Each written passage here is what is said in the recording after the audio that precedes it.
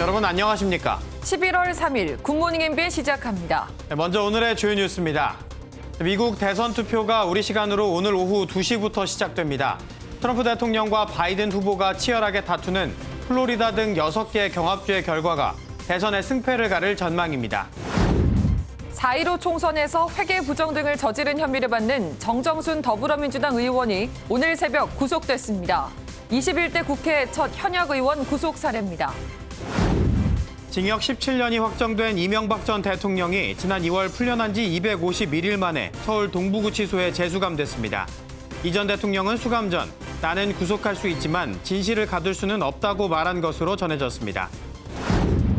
더불어민주당이 전당원 투표 결과 86%의 찬성을 얻어 서울, 부산시장 보궐선거에 후보를 내기로 했습니다.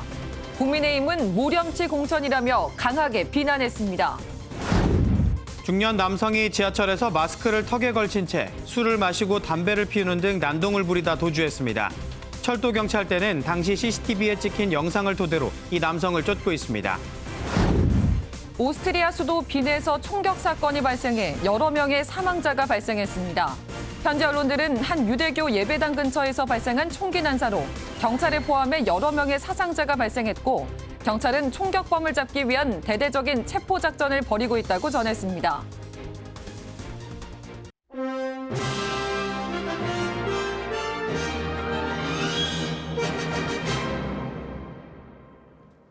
미국의 다음 4년을 책임질 대통령을 뽑는 투표가 우리 시각으로 오늘 오후 2시, 현지 시각 0시부터 시작됩니다. 막판 폭풍 유세를 벌인 트럼프 대통령, 펜실베이니아를 집중 공략한 바이든 후보. 승자는 누가 될까요? 첫 소식 박통일 기자입니다. 여론조사에서 뒤진 트럼프 대통령은 펜실베이니아와 미시간을 포함해 5곳을 도는 광폭 행보에 나섰습니다. 선거 직전 사흘간 방문한 곳만 모두 14곳. 지난 대선처럼 극적인 역전을 노리는 트럼프는 지지층 결집을 호소하며 어게인 2016을 외쳤습니다. If Biden wins, China wins. When we win, America wins. 여론조사에서 우위를 점하는 바이든 후보는 북부의 경합주인 미시간과 위스콘신, 펜실베이니아 등 이른바 러스트벨트에 총력을 기울였습니다. 선거 막판 접전이 예상되는 펜실베이니아에 집중해 확실하게 승기를 잡겠다는 전략입니다. The truth is, to beat the virus, we first got to beat Donald Trump. He's the virus. 투표는 우리 시간으로 오후 2시, 미국 뉴햄프셔주 작은 마을인 딕스빌로치 등 2곳에서 시작됩니다. 당선인 윤곽은 우리 시간으로 내일 오후쯤에 예상되지만 우편 투표 급증에 따른 개표 지연 등으로 며칠이 더 소요될 가능성도 있습니다. MBN 뉴스 박통일입니다. 더불어민주당이 전당원 투표 결과 내년 4월 서울과 부산시장 보궐선거에 후보를 내기로 확정했습니다. 일각에선 낮은 투표율이 정족수 미달에 해당하는 게 아니냐고 지적했지만 민주당은 문제 없다며 선을 그었습니다. 조창훈 기자입니다. 더불어민주당은 이틀 동안 실시한 전당원 투표에서 내년 4월 서울 부산시장 보궐선거 공천과 당원 개정에 86.6%가 찬성했다고 밝혔습니다. 최인호 수석 대변인은 높은 찬성률이 내년 4월 재보궐선거에 공천을 해야 한다는 의지의 표출이라고 평가했습니다. 이낙연 대표와 지도부의 결단에 대한 전폭적인 지지입니다. 26.35%에 불과한 낮은 투표율을 놓고선 전당원 투표는 당원 3분의 1 이상의 투표로 확정한다는 당 규칙을 어겼다는 논란이 일었습니다. 이에 대해 민주당은 이번 투표는 당원들의 의견을 묻는 일종의 여론조사였다며 해당 당규를 어긴 것이 아니라고 해명했습니다. 이낙연 대표는 문재인 대통령이 대표 시절 만든 규정을 바꾼 데 대해 거듭 사과했습니다. 보궐선거를 치르게 한 저희들의 잘못이 면해지는 것은 아닙니다. 피해 여성께도 거듭 사과드립니다. 대신 윤리감찰단 가동과 성인지 교육 강화 등을 통해 그런 잘못이 다시는 일어나지 않게 하겠다고 약속했습니다. 민주당은 어제 오전 당무위에서 안건으로 올린 당원 개정안을 오늘 중앙위원회를 열어 의결할 계획입니다. MBN 뉴스 조창훈입니다. 뇌물과 횡령 등 혐의로 징역 17년형을 확정받은 이명박 전 대통령에 대한 재수감 절차가 어제 진행됐습니다. 금고 이상의 형을 받으면 대통령 예우를 받을 수 없다는 관련법에 따라서 전직 대통령 예우도 박탈됐습니다. 주진희 기자입니다. 재수감을 앞둔 이명박 전 대통령의 자택 앞, 이 전 대통령에 대한 지지와 규탄의 목소리가 뒤섞였습니다. 범죄자 이명박, 대국민 사과하라. 대국민 사과 없이 넓은 독방은 없다. 이명박 대통령 범죄자들 살기가 좋았다. 아이고. 이명박 대통령 때가 살기가 좋았다. 대국민 사과하라. 친이계 국민의힘 권성동 의원과 장제원 의원 등이 속속 모였고 오후가 되어 이 전 대통령의 검은색 차량이 자택을 빠져나왔습니다. 당초 예상과 달리 이 전 대통령은 별다른 메시지 없이 서울중앙지검으로 향했습니다.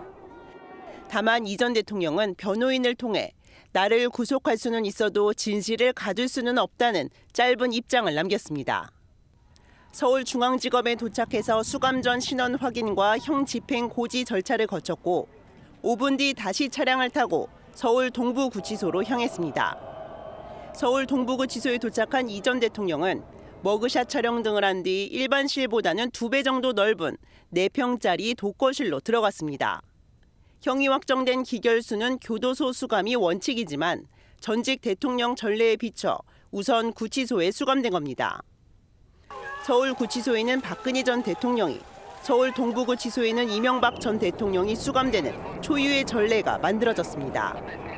관련 법에 따라 금고 이상의 형이 확정된 이명박 전 대통령은 연금 제공 등 전직 대통령에 대한 예우가 박탈됐습니다. MBN 뉴스 주유진입니다. 정치자금법 위반 등의 혐의를 받는 정정순 더불어민주당 의원이 오늘 새벽 구속됐습니다. 법원이 증거인멸의 우려가 있다며 구속영장을 발부한 건데요. 21대 국회 첫 현역 의원 구속이라는 불명예를 안게 됐습니다. 김도현 기자입니다. 지난달 29일 국회에서 체포동의안이 가결된 뒤 이틀 만에 검찰에 자진 출석한 정정순 더불어민주당 의원은 자신의 혐의를 부인하는 듯한 말을 남겼습니다. 심려를 끼쳐서 대단히 송구스럽습니다. 저는 초선이고 깨끗한 정치인으로 살고자 하는 그 입장이나 소망은 변함이 없습니다. 하지만 정 의원은 구속을 면하지 못했습니다. 청주지방법원은 9시간 넘는 영장심사 끝에 증거인멸의 우려가 있다며 구속영장을 발부했습니다. 정 의원은 지난 4.15 총선 과정에서 캠프 관계자에게 활동비 명목으로 1,500만 원을 지급하고 장부에 기재되지 않은 2천만 원의 불법 정치자금을 받은 혐의 등을 받고 있습니다. 또 당내 경선을 앞두고 자원봉사센터 직원으로부터 3만여 명의 회원 정보를 빼내 선거운동에 활용했다는 의심도 받고 있습니다. 검찰 조사에서 정 의원이 혐의를 완강히 부인한 것으로 알려진 만큼 재판 과정에서도 치열한 공방이 예상됩니다. 정 의원은 21대 국회에서 비위로 구속된 첫 현역 국회의원이란 불명예를 안게 됐습니다. MBN 뉴스 김도형입니다. 네, 어제 코로나19 신규 확진자 수가 엿새 만에 100명대 밑으로 떨어졌습니다. 하지만 지난 주말 헬로윈과 단풍 나들이 객의 영향으로 이번 주에 확진자가 급증할 가능성이 나오고 있습니다. 강대엽 기자입니다. 어제 코로나19 신규 확진자는 97명입니다. 해외 유입이 18명, 지역 발생이 79명인데 대부분 수도권에서 나왔습니다. 확진자 수는 엿새 만에 2자릿수로 내려왔지만 주말 검사 건수가 줄어든 영향이 큽니다. 지난주 금요일 검사가 12,000건 이뤄진 데 비해 그제는 6,000건으로 절반 이하로 줄었습니다. 지난 주말 헬로윈 행사와 단풍 나들이에 인파가 몰린 영향도 아직 본격화하지 않았습니다. 코로나19 잠복기가 통상 5일에서 7일인 것을 고려하면 이번 주에 확진자가 급증할 우려가 있습니다. 5일에서 7일, 이때가 이제 제일 많이 발병을 하니까 이 기간에 해당하는 이번 주말까지를 확진자가 얼마나 잘 많이 발생하는지를 추이를 잘 봐야 되는 상황입니다. 또 11월과 12월엔 건강검진을 받으려는 사람들이 병원으로 몰리기 때문에 병원이 감염원이 될 가능성도 높아집니다. 이에 따라 당국은 12월까지인 건강검진 기한을 연장하는 방안을 내놨습니다. 평소에도 연말이면 검진기관에 많은 사람들이 몰렸지만 올해는 검진기간을 내년 6월까지 연장하는 방안을 적극 검토하겠습니다. 그제 발표된 5단계 거리두기 체계는 오는 7일부터 적용돼 코로나 장기화의 새로운 방역 시험대가 될 전망입니다.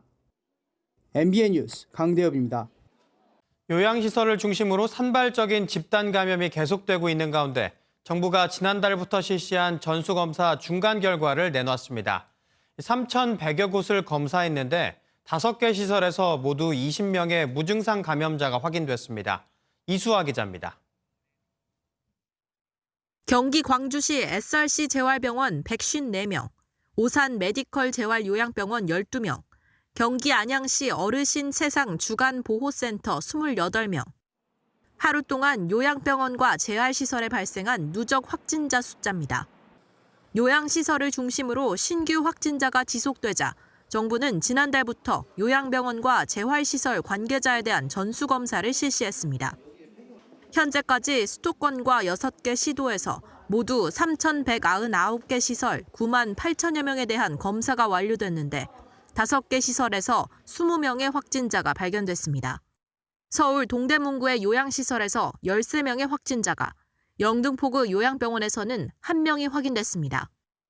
부산 진구 요양병원에서 3명, 충남 천안의 한 요양병원과 요양시설에서 각각 1명과 2명이 나왔습니다. 지표 환자가 종사자인 곳은 4곳, 자택을 오가는 이용자인 곳은 1곳이었습니다. 어느 정도 시군구 단위로 유행이 발생한 지역들 또는 확진자 수가 어느 정도 축적돼서 그 지역에서는 조금은 감염의 우려가 있을 거라고 판단되는 그런 지역들을 좀 선정해서 광범위한 그런 선제 검사를 하는 방안을 현재. 중앙방역대책본부는 이달부터 수도권 외 전국으로 전수검사 대상을 확대하고 검사를 주기적으로 추진하는 방안을 마련 중입니다.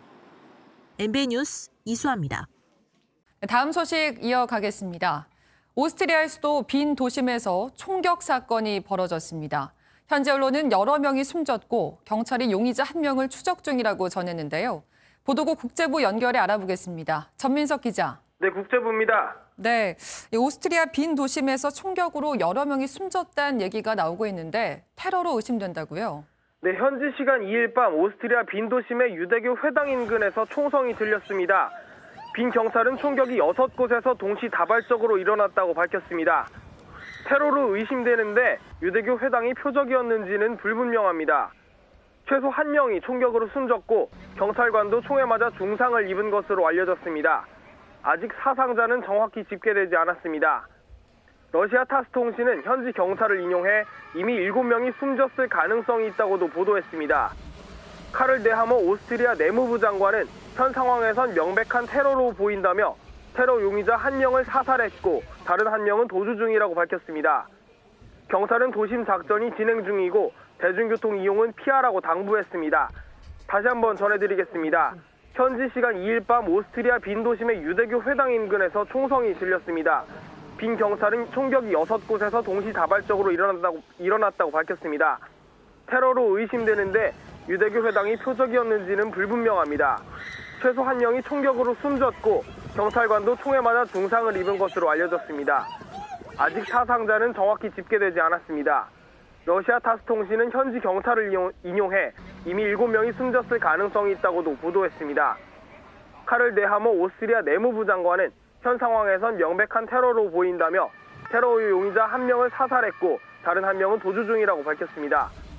경찰은 도심 작전이 진행 중이고 대중교통 이용은 피하라고 당부했습니다. 지금까지 보도국 국제부에서 MBN 뉴스 전민석입니다. 지하철에서 마스크를 턱에만 걸치는 이른바 턱스크를 한 채 음주와 흡연을 하던 남성의 모습이 영상으로 공개돼 논란이 일고 있습니다. 강제로 하차한 남성은 경찰이 출동하는 사이 달아나 아직 행방이 묘연한 상태입니다. 김민수 기자입니다. 서울에서 인천 방향으로 이동 중인 지하철 1호선 급행 전동차 안입니다. 중년 남성이 턱스크를 한 채 노약자석에 앉아 있고 그 앞에는 맥주병이 보입니다. 나무라는 주변 승객을 향해선 험악한 말을 쏟아냅니다. 담배를 꺼내 물려던 순간에는 그동안 남성의 행동을 종합한 듯한 차내 안내 방송이 나옵니다. 마스크로 코와 입을 완전히 가려주시고 대화나 통화는 작은 목소리로 간단히 하시기 바라며 음식 섭취를 삼가주시기 바랍니다. 승객들의 신고로 비상 정차를 했지만 어찌된 일인지 남성을 하차하지 않았고 전동차는 한 정거장을 더 이동합니다. 다음 역인 인천 지하철 주안역에 강제로 하차한 남성은 신고를 받고 출동한 경찰을 기다리는 동안 환승역으로 달아난 것으로 알려졌습니다. 공무원들이 그분을 내렸는데 이제 그 사람이 간 거죠. 철도 경찰대는 소란을 피운 남성의 영상을 확보해 행방을 쫓고 있습니다. MBN 뉴스 김민수입니다. 개그우먼 박지선 씨가 어머니와 함께 자택에서 숨진 채 발견됐습니다. 경찰은 정확한 사망 경위를 조사하고 있습니다. 강세현 기자입니다. 개그우먼 박지선 씨가 모친과 함께 숨진 채 발견된 시간은 어제 오후 2시 15분쯤입니다. 박 씨 아버지가 연락이 닿지 않는다며 112 신고를 한 지 30분 만이었습니다. 발견 당시 두 사람의 시신에 외상은 없는 것으로 알려졌습니다. 다만 박 씨 모친이 쓴 것으로 추정되는 메모가 발견됐습니다. 박 씨는 지난 2007년 KBS 22기 공채 개그맨으로 입사했고 최근에는 드라마 제작 발표회 진행 등 활동을 이어갔습니다. 선배 개그우먼 안영미 씨는 박 씨의 비보를 듣고 생방송 중이던 라디오 진행을 중단하는 등 동료 연예인들은 큰 충격에 빠졌습니다. 경찰은 외부인이 침입한 흔적이 없는 만큼 극단적 선택일 가능성을 열어둔 채 정확한 사망 경위를 조사하고 있습니다. MBN 뉴스 강세현입니다. 프랑스 명품 브랜드 샤넬이 올해 5월에 이어 또 한 번 가격을 올리면서 핸드백 하나에 1,000만 원이 넘었습니다. 지난 주말엔 가격이 또 오를지 모른다는 소문에 수백 명이 몰리는 이른바 오픈런 현상도 빚어지기도 했습니다. 신용식 기자입니다. 백화점이 문을 열기도 전 명품 브랜드 샤넬 매장 앞에 수십 명이 줄 서 있습니다. 샤넬이 기습적으로 가격 인상을 단행했는데 이를 미처 모르고 온 사람들입니다. 올해 5월 이미 큰 폭으로 가격을 올린 바 있는 샤넬은 이번 가격 인상으로 700만 원대였던 가방이 1,000만 원을 넘어섰습니다. 지난주부터 가격을 올린다는 소문에 주말에는 백화점 문이 열리자마자 매장으로 달려가는 오픈런 현상이 빚어지기도 했습니다. 샤넬뿐만이 아닙니다. 셀린느와 겨울 패딩으로 유명한 몽클레어 등도 최근 기습적으로 가격을 올렸습니다. 근데 갑자기 좋아져서 죄송한데 지금 사이즈가 0사이즈가 하나밖에 없어서. 명품 업체들은 원가 상승과 인건비 부담 때문이라고 설명하지만 전문가들은 합리적인 이유도 없이 소비 심리만 자극하는 부도덕한 마케팅이라고 지적합니다. 소비들을 오히려 막 또 부추기는 마음을 막 좀 급하게 만들고 인상의 근거나 이런 것들이 명확하지 않은 상태에서 소비 심리를 이용하는 것 같아서. 실제로 업체들의 행태에 익숙해진 소비자들은 오늘이 제일 싸다는 분위기입니다. 물건 있으면 사실 거예요? 코로나 불황도 피해가는 명품업계의 배짱 영업이 갈수록 심해지고 있습니다. MBN 뉴스 신용식입니다. 문재인 대통령은 우리 경제가 회복 추세에 있다면서 내년 상반기엔 정상 궤도에 진입할 수 있을 것으로 전망했습니다. 다만 프랑스 등 유럽의 코로나19가 재확산하고 있다며 방역에 대한 긴장감을 늦춰선 안 된다고 지적했습니다. 황재헌 기자입니다. 문재인 대통령은 수석 보좌관 회의에서 3분기 GDP 성장률이 가파른 증가세를 보이는 등 경제가 점점 회복되고 있다고 밝혔습니다. 문 대통령은 경제 회복의 가장 큰 비결로 수출을 꼽고 내년 상반기에는 정상화될 것으로 전망했습니다. 일평균 수출액이 13개월 만에 최대 실적을 기록했습니다. 내년 상반기부터 우리 경제는 정상 궤도로 진입할 수 있을 것입니다. 특히 문 대통령은 지난달 반도체와 자동차의 일평균 수출액이 올해 최고치를 경신했다며 우리나라 제조업을 재발견하는 계기가 되고 있다고 말했습니다. 다만 프랑스와 독일 등이 봉쇄 조치를 다시 내리는 등 코로나 재확산으로 인한 불확실성은 아직 남아있다고 경계했습니다. 코로나와 공존하는 시대에 맞는 지속 가능한 방역에 힘쓰면서 경제 활력을 높이는 노력에 더욱 힘을 모아야 할 것입니다.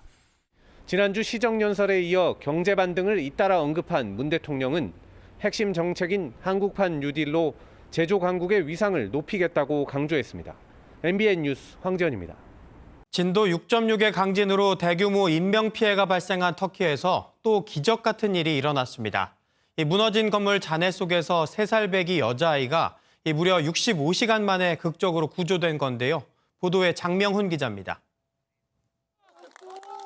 구조대원들이 은박 담요로 쌓인 들것을 조심스레 옮깁니다. 3살배기 여아 엘리프 페린책이 무너진 건물 잔해 속에서 극적으로 구조된 순간입니다. 지난달 30일 오후 터키 서부 지역에서 발생한 진도 6.6의 강진으로 건물 8척이 mu너진 지 무려 65시간 만의 생환입니다. Elif'in kendi karayoluyla gardırobunun arasında çok kendisinin sığdığı kadar, sığabileceği kadar bir alanda Elif'i sırt üstü yatar vaziyette gördüm. Önce çok üzüldüm. 기적과도 같은 구조 소식에 주위에선 환호와 박수가 터져 나왔습니다. 병원으로 옮겨진 여아는 병상에서 그림을 그리는 등 일상적인 활동을 할 수 있을 정도로 회복됐습니다. 3살배기 여아가 구조되기 7시간 전에는 14살 소녀가 매몰 58시간 만에 구조되기도 했습니다. 기적적인 구조 소식이 이어지고 있지만 시간이 지날수록 인명피해는 커지고 있습니다. 이번 지진으로 현재까지 터키에서 91명, 그리스에서 2명이 숨졌고 양국에서 1000여 명이 넘는 사람이 다친 것으로 집계됐습니다. MBN 뉴스 장명훈입니다. 4시간 57분의 혈투, 프로야구 LG 트윈스가 신민재의 극적인 연장 끝내기 안타로 키움을 꺾고 준 플레이오프에 올랐습니다. LG는 잠실의 오랜 친구 두산과 7년 만에 포스트 시즌 맞대결을 치릅니다. 김동환 기자가 보도합니다. 연장 13회 말 LG 신민재의 타구가 외야를 가르는 사이 3루 주자 정근우가 홈을 밟습니다. 무려 5시간의 혈투를 매듭짓는 끝내기 안타. 정규 시즌 4위로 1승을 안고 올랐던 LG는 한 경기 만에 2승에 선착해 준 플레이오프 진출을 확정했습니다. LG는 1회 말 최은성의 선제 솔로 홈런으로 기분 좋게 출발했습니다. 하지만 선발 투수 켈리가 4회 이정우에게 적시타를 내줘 동점을 허용했고 7회 박병호에게 역전 홈런을 맞았습니다. LG는 7회 말 반격에서 홍창기가 밀어내기 볼넷을 얻어 승부를 다시 원점으로 돌렸습니다. 이후 연장전까지 이어진 팽팽한 균형은 13회 초 키움 박동원의 적시타로 깨졌습니다. LG는 패색이 짙던 13회 말 투아웃, 이천웅의 내야 안타로 동점을 만들었고 이어 신민재의 끝내기 안타로 극적인 재역전승을 거뒀습니다. 신민재 선수를 할까, 양석환 선수를 할까 고민을 좀 하다가 신민재 선수를 택했거든요. 그게 성공적이었습니다. 포스트 시즌 첫 관문을 통과한 LG의 다음 상대는 정규 시즌 3위 두산. 7년 만에 포스트 시즌 맞대결이 성사된 잠실 라이벌 두산과 LG의 준 플레이오프는 오는 4일 이곳 잠실 야구장에서 3전 2선승제로 열립니다. MBN 뉴스 김동환입니다. 앞서 터키 강진 현장에서 어린아이가 구조됐다는 소식 전해드렸는데요. 이번엔 잔해 속에서 고양이 한 마리가 구조됐습니다. 구조대원이 무너진 건물의 잔해를 뒤지고 있습니다. 좁은 틈새에서 뭔가를 찾는 것 같은데요. 잔해에 익숙한 그림자가 비치고 드디어 나온 구조대원의 손에 들린 건 바로 고양이였습니다. 터키 강진으로 무너진 잔해 속에서 미처 고양이가 빠져나오지 못하고 있던 건데요. 많이 놀란 듯하지만 다행히 무사해 보이죠. 동물의 생명도 소중히 여기는 그 마음이 참 따뜻하네요. 오스트리아는 유럽 대륙 중앙에 있어서 바다가 없는 나라라고도 하는데요. 이런 오스트리아 출신의 한 프로 서퍼가 속이 뻥 뚫리는 역대급 서핑을 선보였습니다. 인파 뒤로 어마어마한 크기의 파도가 물보라를 일으키는데요. 이 파도에 도전하는 남성이 있습니다. 푸르른 바다 위 하나의 점이 돼 등 뒤를 바짝 추격해오는 파도를 타고 아슬아슬 멋진 서핑을 보여주는데요. 눈으로 보고도 믿기지 않을 정도로 엄청난 규모의 대범함입니다. 포르투갈 인근에 발생한 이번 파도는 지난 5년간 대서양에서 발생한 것 중 가장 큰 규모였다는데요. 이 서퍼도 다친 곳 없이 안전요원과 무사히 돌아왔다고 하네요. 페루에 가면 꼭 가봐야 할 명소로 꼽히는 공중도시 마추픽추.